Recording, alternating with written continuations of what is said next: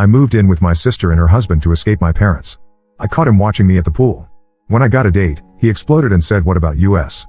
I'm Becca, 16F, and I've been living with my older sister Susan, 24F, and her husband Tom, 33M, for about 3 months now. Susan pretty much raised me since our parents were never really around much. They were always fighting or busy with their own problems. Susan stepped up when I was little and made sure I had what I needed. She helped me with homework, cooked meals, and was the one who showed up to my school events. When Susan went to college, she would call me all the time to check on me. I called her at least twice a week too. She would tell me about her classes, her part-time job, and then later about this guy she met named Tom. The way she talked about him made him sound perfect.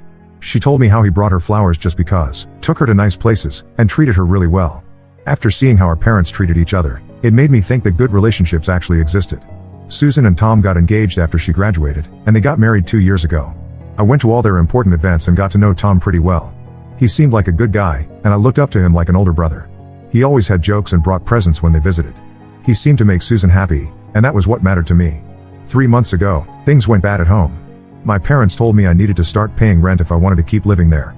I had a job at a horse ranch that I really loved. I got to work with the horses, take free riding lessons, and the owners were really nice to me. The problem was the pay wasn't great, and if I paid what my parents wanted, I wouldn't have money for anything else. I would have needed a second job, which would mean quitting the ranch. I told Susan about the situation during one of our calls. She talked to Tom and they offered to let me move in with them until I finished high school. They had a spare room and Tom worked from home for his family's business, so someone would always be around. I was so grateful that I cried. When I moved in, Susan and Tom told me they had some big news. Susan was pregnant.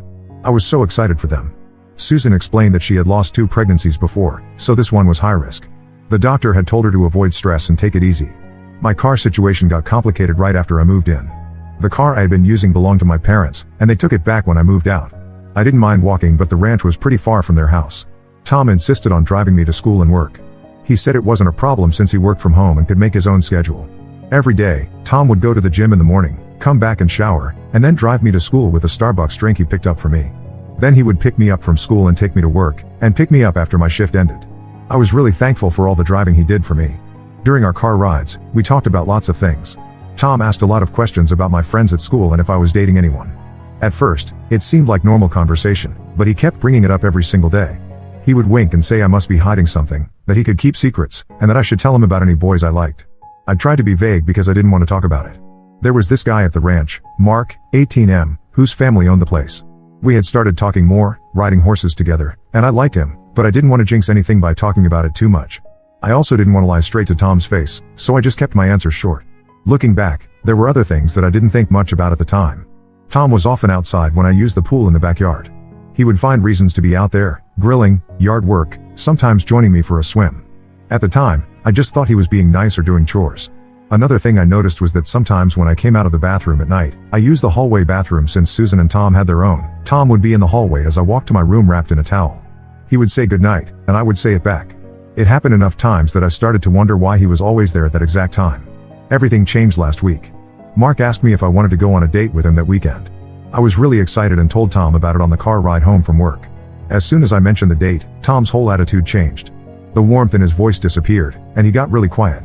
Then he started asking questions about Mark in a flat voice. I thought maybe he was just being protective, like an older brother would be. But when I mentioned that Mark and I had been talking for about a month, Tom completely lost it. He started yelling, calling me a liar and saying I had been hiding things from him on purpose. I started crying because he was so angry. Then he asked something that really confused me. He said, "What about us?" I had no idea what he meant by that. That night, I locked my bedroom door for the first time since moving in. I couldn't sleep. I kept thinking about everything, the pool, the hallway, the questions about boys, and wondered if I had missed some signs. Was Tom interested in me in a way that he shouldn't be? The thought made me sick. I knew I couldn't tell Susan about this. Her pregnancy was already high risk, and I was worried that this kind of stress could harm her or the baby. I didn't want to be responsible for that. But I also didn't know if I was overreacting or if my concerns were valid. The next day, I tried to avoid being alone with Tom. I asked a friend if she could give me a ride to work after school. I told her my normal ride fell through. I texted Susan saying I would be home late because I was helping out with extra tasks at the ranch. When I got home that evening, Tom was waiting in the living room. He asked where I had been, and why I hadn't let him pick me up. I told him about the extra work and thanked him for always driving me, but said my friend offered to help out sometimes. He stared at me for a long time without saying anything, then went to the bedroom where Susan was resting. That weekend, I made sure to stay in my room or be with Susan when Tom was around. I could feel him watching me. Twice he tried to talk to me alone, but I made excuses about homework or calls I needed to make. On Sunday night, I felt like I was suffocating in the house. Susan was asleep, and Tom was in his home office. I decided to go for a walk to clear my head. There was a spot about 15 minutes away where I sometimes went to think. I left quietly and sent Susan a text saying I went for a quick walk and would be back soon. I had been sitting at my thinking spot for maybe 10 minutes when my phone started buzzing with texts from Tom asking where I was. Before I could even reply, he started calling repeatedly. My hands were shaking so badly I couldn't even press the button to decline the calls. Eventually I answered, and he immediately started yelling, calling me a stupid princess and worse names. He demanded that I send him my location. I refused and told him to calm down. As soon as I hung up, I called Mark. I was crying so hard I could barely speak, but I managed to tell him where I was. He said he would come right away. While I waited, Tom kept calling. Then I got a call from Susan's phone. I answered thinking it might be her, but it was Tom again, still yelling and calling me names. Mark had just arrived and heard Tom through the phone. He took it from me, told Tom that I was safe and to stop calling, then hung up. Mark drove me to the ranch. He told his parents what happened, and they offered to let me stay in their guest room. They said I could work more hours at the ranch to pay for room and board. I was so grateful that I couldn't even find the words to thank them. That night, Mark stayed with me until I fell asleep. The next morning, I was too exhausted to go to school. I kept thinking about Susan, wondering if she was okay and if she knew what had happened. Around noon, I called her. She answered on the first ring. I could tell she had been crying. She asked if I was okay, and then told me what had happened from her side. She said she woke up to Tom yelling the night before but pretended to be asleep. She heard him take her phone and leave the house. When he came back later, she asked him what was going on, and he exploded at her too, breaking a chair and punching a hole in the wall. She said she had never seen him that angry before. He left again after that. When he was gone, she found her phone, saw the calls to me, and called a friend to pick her up. She tried calling me after she left, but I was already asleep by then. I told her I was sorry for not saying anything sooner. I explained that I was worried about her pregnancy and didn't want to cause her any stress. We both cried on the phone. She told me she had moved back in with our parents, who surprisingly offered to let her stay rent-free to help with the baby. It was ironic. If they had made the same offer to me 3 months ago, none of this would have happened. I've been staying at the ranch for a week now. Mark's parents have been extremely kind, and I'm working extra hours to earn my keep. Mark and I are taking things slow, but it's nice to have someone who makes me feel safe. I don't know what will happen next with Susan and Tom, but I'm just glad we're both away from him now. Thank you for reading all of this. Any advice would be appreciated. Update 1: It's been 2 weeks since everything happened, and a lot has changed. First, I want to thank everyone who commented on my original post. Your support and advice meant a lot to me during such a difficult time. Susan and I met for lunch last week. She looked tired but determined. We talked for hours, catching up on everything that had happened since that night. She told me that she had filed for a restraining order against Tom after he kept showing up at our parents' house trying to talk to her. According to Susan, he was apologetic at first, claiming he was just worried about my safety when I went for that walk at night. But when she told him she knew what he had said to me on the phone, he changed his story. Tom started telling Susan that I had been flirting with him for weeks, and that I was making up stories to cause problems in their marriage. He said I was jealous of their relationship and the baby. Susan didn't believe him. She said the way he exploded that night showed his true character, and she wasn't going to let him manipulate her. What really shocked me was when Susan revealed that Tom had been controlling in ways I never noticed. She wasn't allowed to go out with friends without him. He checked her phone regularly and questioned her about every text and call. He even monitored how much she spent and where. She said she had convinced herself it was normal because he always framed it as concern for her well-being. The restraining order was granted after Susan showed the judge the texts Tom had sent her after she left. She didn't tell me exactly what they said, but from her expression, I could tell they were bad. The judge ordered Tom to stay at least 100 yards away from Susan and me. We also made a plan to get our belongings from the house. Susan's friend Melissa's husband works as a security guard, and he agreed to come with us along with my dad. We set a date when we knew Tom would be at a work meeting. The day we went to get our things was tense. We arrived early, used Susan's key, and worked quickly. Dad and Melissa's husband stood watch while Susan and I packed our essentials. We took only what was clearly ours: clothes, personal items, documents. Susan left her wedding ring on the kitchen counter with a note telling Tom her lawyer would contact him about the divorce. We were almost finished when Tom's car pulled into the driveway. My stomach dropped. He wasn't supposed to be home for another hour. Dad and Melissa's husband immediately went outside to intercept him, reminding him about the restraining order. From the window, I could see Tom gesturing angrily, but he stayed by his car. Susan and I finished packing as fast as we could and loaded everything into our vehicles. As we drove away, I saw Tom watching us from the driveway. The look on his face sent chills down my spine. It wasn't sadness or regret, it was rage barely contained. That night, Tom sent Susan an email. She forwarded it to me. He wrote that he had proof I had been acting inappropriately with him and that he would show everyone if she went through with the divorce. Susan replied that any proof he had was manipulated or taken out of context, and that his threats were just confirming she was making the right decision. The next day, Susan started getting calls from mutual friends saying Tom had contacted them. He was telling people that Susan had abandoned him during a difficult time and that I had caused problems in their marriage. Some friends believed him, but others were skeptical, especially those who had seen his controlling behavior firsthand. One of Susan's college friends, Amber, told her that Tom had always given her a bad feeling. Amber revealed that when Susan and Tom first started dating, Tom had asked Amber personal questions about Susan and suggested they share information about her. Amber had been uncomfortable and distanced herself, which was why she and Susan hadn't been as close in recent years. Susan was devastated to learn how Tom had systematically isolated her from her friends. She spent hours calling people she had lost touch with, rebuilding connections that had been damaged by Tom's interference. Meanwhile, I continued staying at the ranch with Mark's family. Mrs. Johnson, Mark's mom, has been amazing.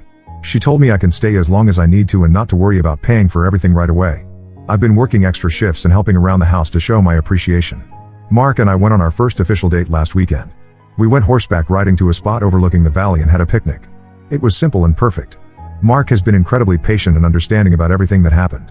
He never pushes me to talk about it, but he listens when I need to. School has been challenging. Rumors spread quickly in small towns, and some versions of what happened have made their way around.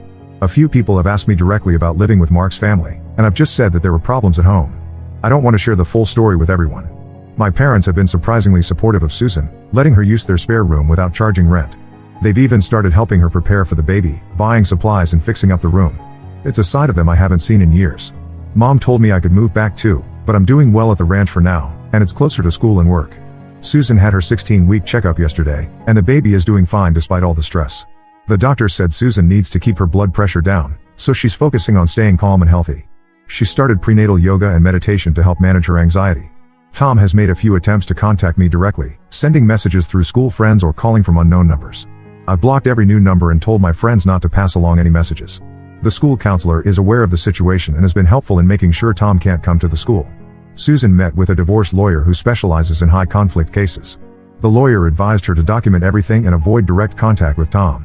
All communication now goes through their lawyers. The process will take time, but Susan is determined to get through it. I still have nightmares about that night sometimes. In my dreams, I'm walking alone and hear footsteps behind me, but when I turn around, no one is there. Then I hear Tom's voice asking, "What about us?" I usually wake up in a cold sweat. Mrs. Johnson gave me a dream catcher to hang above my bed. I don't think it actually works, but the gesture means a lot. Susan and I talk every day now. We've promised to be completely honest with each other, no matter how difficult the truth might be. She told me she feels guilty for not seeing the signs earlier, but I reminded her that Tom fooled everyone, not just her. Next week, Susan and I are meeting with a victim advocate to discuss our options and resources. The advocate reached out after the restraining order was filed, offering support services. Susan was hesitant at first, but I convinced her that getting professional advice couldn't hurt. That's where things stand now.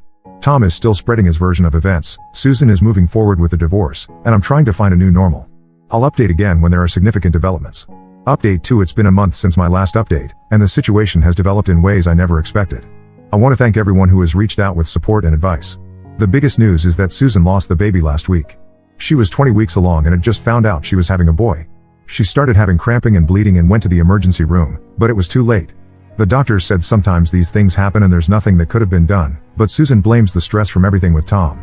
Susan has been staying with our parents, and I've been spending more time there to support her. She's physically recovering, but emotionally it's been devastating. Our mom has stepped up in a way I never expected, taking time off work to be with Susan and actually acting like a mother for once. 2 weeks ago, before the miscarriage, we received some disturbing news. A woman named Rachel contacted Susan through social media. She said she was Tom's ex-girlfriend from 6 years ago, before he met Susan. Rachel had seen some posts from mutual friends about the divorce and wanted to warn Susan. According to Rachel, Tom had been controlling and manipulative with her too. When she tried to break up with him, he threatened to release private photos of her to her family and workplace. She ended up getting a restraining order against him, which is why they broke up. Rachel sent Susan copies of the court documents to prove she was telling the truth. Susan and I were shocked. This pattern of behavior went back years before Susan even met Tom. Rachel also mentioned that Tom had been fixated on her younger sister, who was 17 at the time. He would ask Rachel to include her sister in their outings and get angry when Rachel refused. Susan forwarded all the information to her lawyer, who is using it to build a case for the divorce proceedings. The lawyer said this establishes a pattern of behavior that strengthens Susan's position. Tom hasn't given up trying to contact us. Last week, he showed up at the ranch asking to speak with me. Fortunately, I wasn't there, but Mr. Johnson told him to leave immediately or he would call the police for violating the restraining order. Tom left but sent me an email later claiming he just wanted to clear the air and that everyone was misunderstanding his intentions. Mark has been incredibly supportive through all of this. He drives me to visit Susan every day after work and waits patiently, never rushing me. His parents have told me I can stay with them as long as I need to, and they've even helped me set up a small savings account where I put some of my earnings each week. They're teaching me about budgeting and planning for the future, things my own parents never did. School has been a mixed experience. Some friends have been understanding and supportive, but others have fallen for Tom's version of events. He's been telling people that I made up stories about him because I was angry he set boundaries about my behavior in his house. A few girls I thought were friends now give me cold looks in the hallway. I try to ignore it and focus on my studies and the people who know the truth. Susan's divorce proceedings are moving forward. The court date is set for next month. Her lawyer is confident that with the restraining order, Rachel's testimony, and documentation of Tom's behavior, Susan will get a favorable settlement. Tom has been ordered to continue paying the mortgage on the house until the court decides how to divide their assets. The victim advocate we met with has been a tremendous help. She connected Susan with a support group for women going through similar situations, and she helped me find a teen group that meets weekly to discuss family problems and coping strategies. At first, I didn't want to go, but after the first meeting, I realized how helpful it was to talk to other teens who understood complicated family situations. Last weekend, something unexpected happened. Tom's mother called Susan.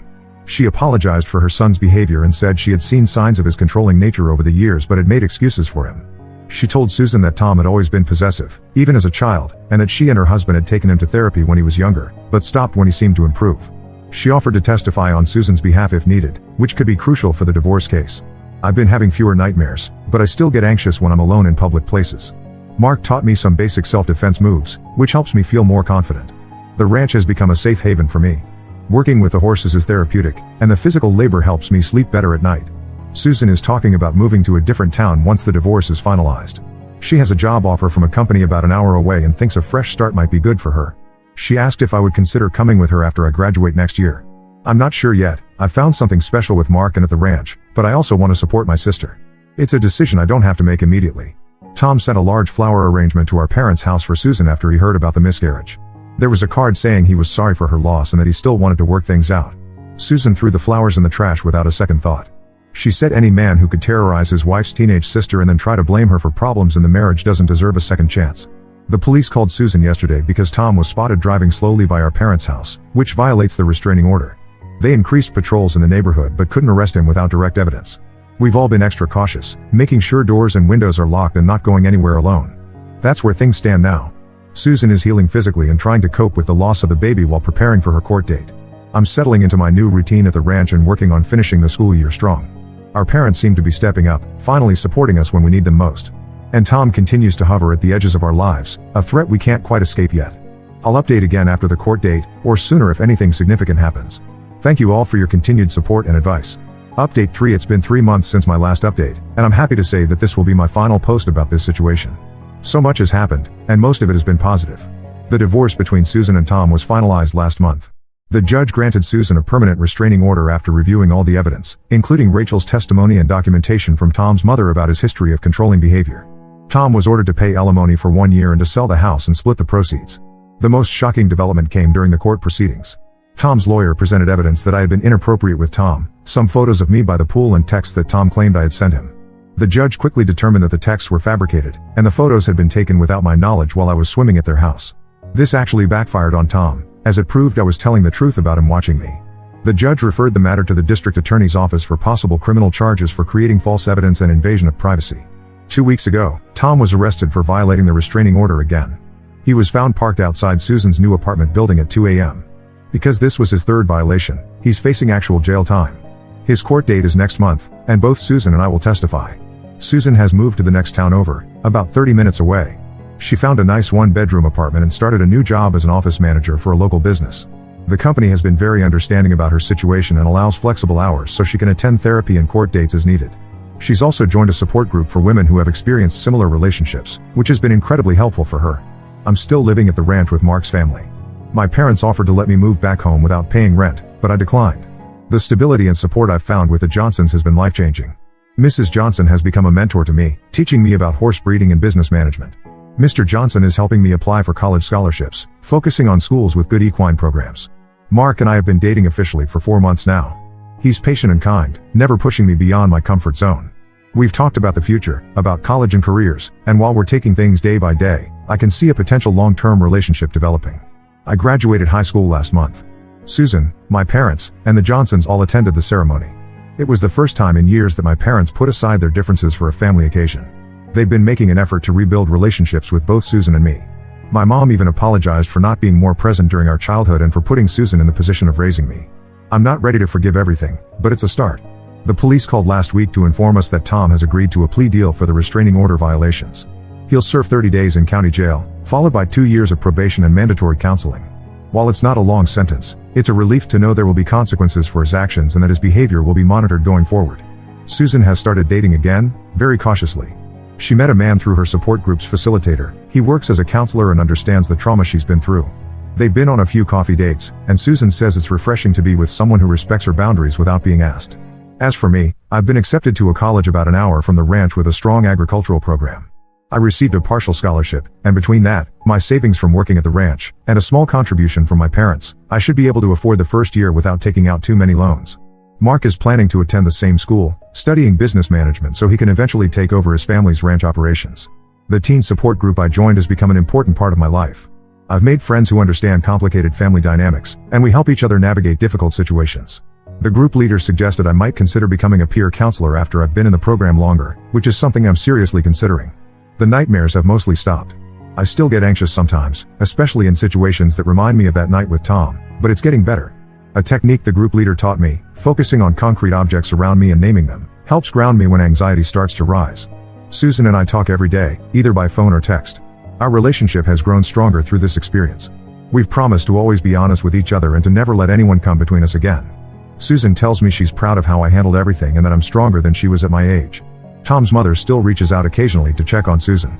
She sent a nice card for my graduation with a gift card inside. She wrote that she admires my resilience and hopes I know that none of what happened was my fault. It was unexpected but appreciated. The Johnsons have become like a second family to me. They included me in their family vacation last month, a week at a horse show in a neighboring state. Mrs. Johnson introduced me to some professional trainers she knows, and one offered me a part-time job during college breaks. The connections and opportunities I've found through them have opened doors I never knew existed. Looking back on everything that happened, I realize how lucky I was to get out of that house when I did. Tom's behavior was escalating, and I shudder to think what might have happened if I had stayed longer. I'm grateful for Mark, for his family, for Susan's strength, and even for my parents' belated support. Life isn't perfect, Susan still grieves for her lost baby, I still have moments of anxiety, and we know Tom will eventually be free again, but we're moving forward.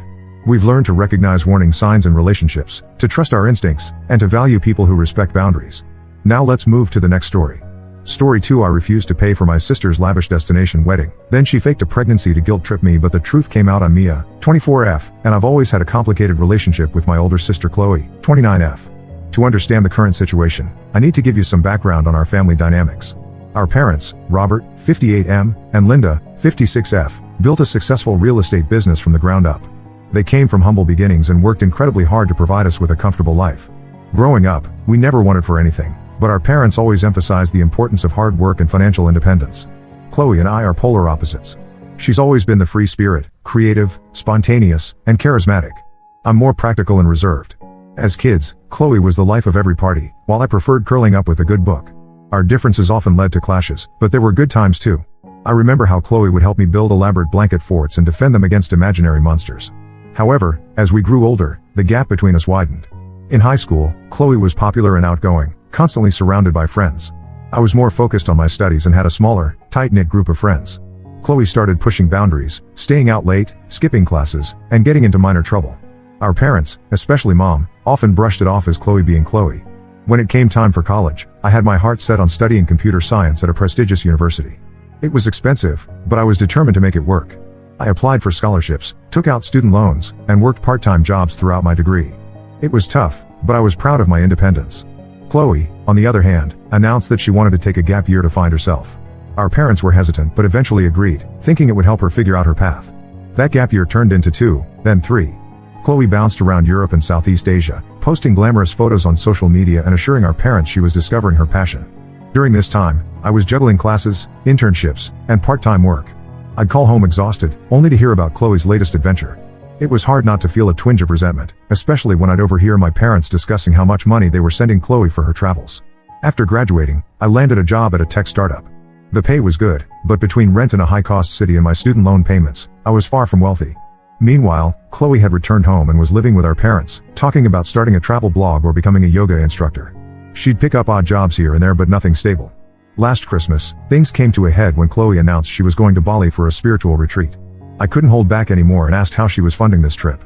Chloe got defensive, and we had a huge argument. Our parents tried to mediate, but it was clear they were still enabling Chloe's lifestyle. I left the family gathering early, feeling frustrated and unheard. Now, fast forward to last month. Chloe called a family meeting to announce her engagement to Derek, 32M, a guy she met while bartending in Bali. They'd been together for 6 months, and Chloe was over the moon. She started gushing about her plans for a destination wedding in Santorini, Greece. I bit my tongue, not wanting to dampen her excitement, but I couldn't help wondering how she planned to pay for it all. A week later, my parents called another family meeting.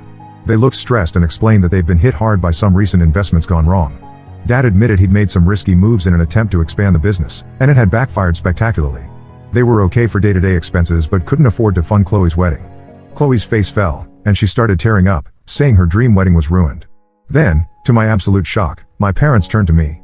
Mom said, "Mia, honey, we know you're doing well in your job. We were hoping you might be able to chip in for your sister's special day."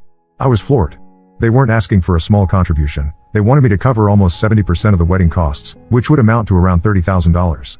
I immediately said no. I explained that I'm still paying off my student loans and saving for my own future. Plus, I don't even agree with the idea of such an expensive wedding for a 6-month relationship. Chloe exploded. "You've always been jealous of me," she screamed. "You can't stand to see me happy." She accused me of being selfish and said I've never supported her dreams. My parents didn't exactly side with her, but they didn't defend me either. Dad said I should be more generous since I have a high-paying job. Mom brought up how they've always supported us and now it's my turn to support the family. I stood my ground and refused. I reminded them of how hard I've worked for everything I have, while Chloe has been living off their generosity for years. I told them it's not my responsibility to fund Chloe's lifestyle choices. The meeting ended with Chloe storming out and my parents giving me disappointed looks. Since then, I've been getting passive-aggressive messages from Chloe. She's posted vague statuses on social media about unsupportive family members and how some people don't understand the importance of family. Several relatives have reached out, asking what's wrong and why I'm not helping my sister.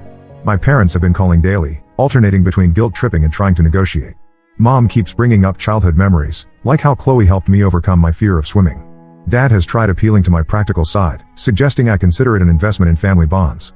I feel like I'm going crazy. On one hand, I love my family and want them to be happy. I have fond memories of Chloe and me as kids, before all this drama. Part of me wonders if I'm being too harsh. But on the other hand, I've worked so hard to be financially responsible, and it feels unfair to be expected to foot the bill for Chloe's extravagance. Last night, I got a call from my childhood best friend, Sarah. She's known our family for years and has seen the dynamics play out. She reassured me that I'm not in the wrong and reminded me of all the times Chloe's irresponsibility has caused family tension. It was comforting to have someone validate my feelings, but I'm still torn. I can't help but think about the future. If I give in now, will I be expected to bail Chloe out every time she's in a bind? What about when our parents retire? Will I be solely responsible for their care because I'm the successful one? These thoughts keep me up at night. I'm standing firm in my decision for now, but the constant guilt-tripping and emotional manipulation are getting to me. I've started to distance myself from family gatherings to avoid the drama, which only leads to more accusations of me being unsupportive. Am I really the asshole for not wanting to spend my hard-earned money on my sister's extravagant wedding? Am I missing something here, or am I right to stand my ground? Edit. Thank you all for your responses. I'm overwhelmed by the support. To address some common questions, yes, I've always had a strained relationship with Chloe. Growing up, she was the golden child who could do no wrong in our parents' eyes. My parents have a history of enabling Chloe's behavior. They paid for her gap year, which turned into gap years. They've bailed her out of credit card debt multiple times. I love my sister, but I don't approve of this rushed marriage. Derek seems nice enough, but they barely know each other. My parents aren't completely broke, but they've lost a significant portion of their savings in some risky investments. They can still contribute to the wedding, just not as much as Chloe wants. I've offered to help Chloe plan a more modest wedding, but she's adamant about the Santorini plan.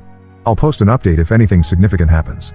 Update 1. It's been about 3 weeks since my last post, and a lot has happened. First, I want to thank you all for your support and advice. Your comments really helped me feel less crazy and gave me the strength to stand my ground. A week after the family meeting, I was at home after a long day at work when there was an unexpected knock on my door. To my surprise, it was Chloe.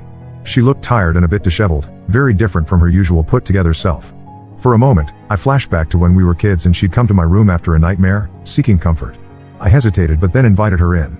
Chloe started by apologizing for her outburst at the family meeting. She admitted she was stressed about the wedding and took it out on me. For a moment, I thought we were making progress. I even started to feel a bit guilty about being so firm. But then she launched into a sob story about how she's always dreamed of a fairy tale wedding and how crushed she'd be if she couldn't have it in Santorini. I tried to be sympathetic but firm. I reminded her of the beautiful weddings our cousins had had locally, suggesting she could have something equally special without the extravagant cost. I even offered to help her research venues and vendors to find good deals. Chloe wasn't having it. She kept insisting that nothing but Santorini would do. Then she dropped a bombshell: she's pregnant. She said she and Derek want to get married before she starts showing, which is why they're rushing. My mind was reeling. I congratulated her, of course, but I couldn't help but wonder about the timing of this revelation. I tried to gently suggest that maybe a baby on the way was even more reason to be financially prudent. I talked about how expensive raising a child can be and how a modest wedding now could mean more resources for the baby later. Chloe's demeanor quickly changed. She accused me of being heartless and said I'd regret not being there for her in her time of need. As she was leaving, Chloe threatened that if I didn't help with the wedding, I wouldn't be welcome in her or her baby's life. The word stung, bringing back memories of childhood squabbles where Chloe would threaten to not be my friend anymore if I didn't do what she wanted. But this time, the stakes felt so much higher. The next day, my parents called. They'd heard about Chloe's pregnancy and were doubling down on pressuring me to pay for the wedding. Mom was crying, saying she always dreamed of planning her daughter's weddings and now everything was falling apart. Dad took a different approach, talking about family legacy and how important it is for the baby to be born to married parents. They argued that it's even more important now to have a proper wedding before the baby comes. I stood my ground, but it was hard. I suggested again that we could plan a beautiful local wedding quickly and affordably. My parents accused me of not understanding the importance of family traditions. It was frustrating because I do value family, I just don't think throwing money we don't have at a lavish wedding is the way to show it. Things escalated when Chloe posted a vague, emotional status on social media about unsupportive family members and how some people don't understand the importance of family. She didn't name me, but it was clear who she was talking about. Several relatives and family friends have since reached out, asking what's wrong and why I'm not helping my pregnant sister. My Aunt Susan, who's always been a bit of a pot stirrer, called me directly. She berated me for not stepping up, saying things like, "Family is all we have in this world, and you'll regret this when you're older." I tried to explain my side, but she wasn't interested in listening. The constant barrage of guilt and emotional manipulation was starting to get to me. I found myself lying awake at night, second-guessing my decision. Was I being too harsh? Should I just give in to keep the peace? The thought of missing my sister's wedding and potentially being cut out of my future niece or nephew's life was heartbreaking. I started to distance myself from family gatherings to avoid the drama. This only led to more accusations of me being unsupportive and selfish. It felt like a lose-lose situation. On a slightly positive note, my younger cousin Emma, 22F, reached out to offer support. She's always seen through Chloe's antics and reminded me of some of Chloe's past manipulative behaviors that I'd almost forgotten about. It was reassuring to know that at least one family member understood my perspective. I also had a long talk with my best friend Sarah. She suggested I write out all my feelings in a letter to my family, not to send, but just to clarify my thoughts. It was a helpful exercise and made me realize how much pent-up frustration I've been carrying about our family dynamics for years. At work, my performance has started to suffer. My boss pulled me aside to ask if everything was okay, as I've been distracted and making uncharacteristic mistakes. I gave her a vague explanation about family stress. She was understanding but reminded me of some important upcoming deadlines. The added work stress isn't helping the situation. I'm still processing everything and trying to navigate this family storm. Part of me wants to just give in and pay for the wedding to make it all go away. But a stronger part knows that would be a mistake, not just financially, but in terms of setting boundaries for the future. For now, I'm trying to take care of myself. I've started going on long walks in the evenings to clear my head and have been looking into local support groups for people dealing with difficult family situations. I'm also considering seeing a therapist to help me work through all these complicated emotions. I'm still firm in my decision not to pay for the wedding, but I'm struggling with the potential long-term consequences for my family relationships. I'll update again if there are any major developments. Update 2. It's been about 2 months since my last update, and the situation has taken some unexpected turns. First, the wedding drama came to a head when Chloe announced on social media that she and Derek were postponing the wedding indefinitely due to family issues. She didn't name me, but it was clear who she was blaming. The post got a lot of sympathy comments, and I received a fresh wave of messages from family members urging me to reconcile with Chloe. I was at my wit's end, constantly second-guessing my decisions and feeling like the black sheep of the family. I threw myself into work, often staying late at the office just to avoid going home to an empty apartment and my thoughts. But here's where it gets interesting. Last week, I was working late when I got an unexpected call from Derek. He apologized for reaching out behind Chloe's back but said he needed to talk to me. Despite my reservations, I agreed to meet him for coffee the next day. When we met, Derek looked nervous and uncomfortable. After some awkward small talk, he dropped a bombshell. Apparently, Chloe isn't pregnant. Derek found out she had been lying about the pregnancy to pressure everyone into supporting the rushed wedding. He was devastated and confused. As I sat there, stunned, Derek continued to open up. He revealed that Chloe had been exaggerating his financial situation to our parents. While he does make decent money as a freelance web developer, he's not nearly as well off as Chloe had made him out to be. In fact, he said he'd been feeling overwhelmed by Chloe's expensive tastes and grand plans for their future. Derek went on to share more details about their relationship. He admitted that things had moved very quickly and that he'd been swept up in the whirlwind romance. But now, he was starting to see red flags he'd previously ignored. He mentioned Chloe's tendency to exaggerate or lie to get her way, her impulsive spending habits, and her expectation that others, namely him or her family, would always bail her out. I felt a mix of emotions, vindication, anger at Chloe's manipulation, but also sadness for Derek and concern for my sister's mental state. Part of me wondered if I should have seen this coming, given Chloe's past behavior. Derek said he's seriously rethinking the relationship and wanted to apologize for his part in pressuring me about the wedding. He seemed genuinely remorseful and said he's realizing there's a lot about Chloe he doesn't know.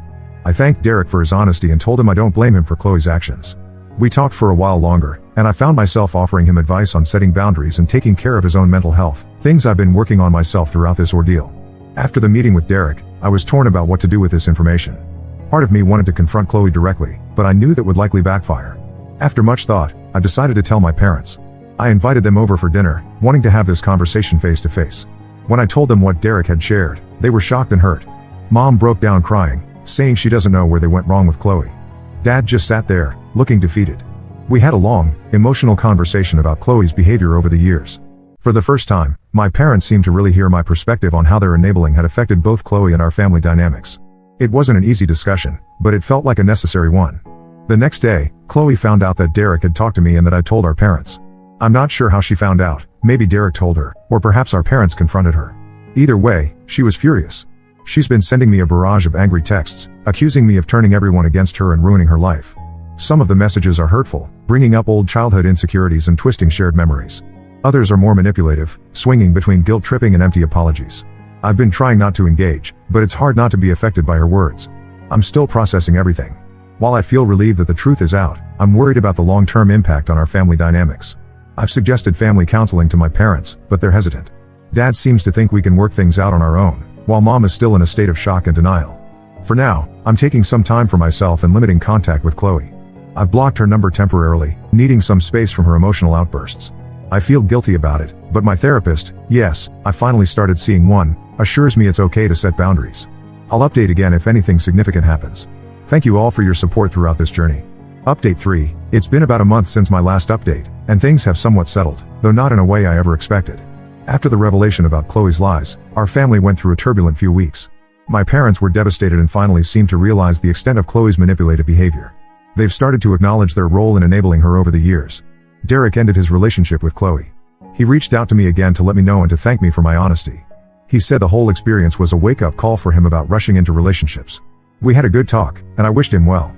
It was a bittersweet moment. While I was glad he was making a healthy decision for himself, I couldn't help but worry about how Chloe would react. As for Chloe, she initially lashed out at everyone, blaming us for ruining her life. She sent a flurry of angry messages to the whole family and even posted some nasty things on social media. But after a week of silent treatment from the whole family, she reached out to our parents. From what they've told me, she broke down and admitted to her lies, saying she felt trapped and desperate to have the wedding of her dreams. Apparently, she's been struggling with depression and anxiety for years but has been hiding it behind a facade of carefree spontaneity. While this doesn't excuse her actions, it does provide some context. My parents have taken a firmer stance with Chloe. They've cut off her financial support and told her she needs to take responsibility for her life. They've offered to help her find a therapist, but made it clear that she needs to make real changes. It's been hard for them, especially Mom, but I'm proud of them for finally setting some boundaries. Chloe sent me a long email apologizing for her behavior. She explained that she's always felt like she was living in my shadow, that while I was the smart, responsible one, she was just the fun, pretty one. She said she's realizing now how much damage her actions have caused and that she wants to make amends. While part of me appreciates the gesture, I'm not ready to forgive and forget. I responded briefly, acknowledging her apology but explaining that I need time and space to process everything. I also encouraged her to continue with therapy and focus on her own healing. The extended family has mostly backed off after learning the truth. A few have reached out to apologize for pressuring me earlier. Aunt Susan, who was one of the most vocal critics, sent a particularly nice note admitting she had jumped to conclusions without knowing the full story. As for me, this whole experience has been eye-opening. I've continued with therapy, working through my feelings about my family dynamics and learning to set healthier boundaries. I'm also reevaluating other relationships in my life, realizing that I've had a tendency to take on other people's problems as my own. My parents and I are slowly rebuilding our relationship. They've apologized for pressuring me and have promised to respect my financial decisions in the future. We're taking small steps, like having weekly dinners together where we make a point to really listen to each other. At work, things have improved as the family stress has lessened. My boss commented on my improved focus and even hinted at a potential promotion in the near future. It's a reminder that taking care of my mental health has positive ripple effects in all areas of my life. While the situation with Chloe is far from resolved, I feel like our family is finally confronting long-standing issues. It's painful, but I hope it leads to healthier relationships in the long run. I'm learning that it's okay to love my family while also maintaining boundaries and prioritizing my own well-being. Thank you all for your support throughout this journey. Your advice and encouragement have been invaluable. I'm cautiously optimistic about the future and will continue to prioritize my well-being as we navigate this new family dynamic.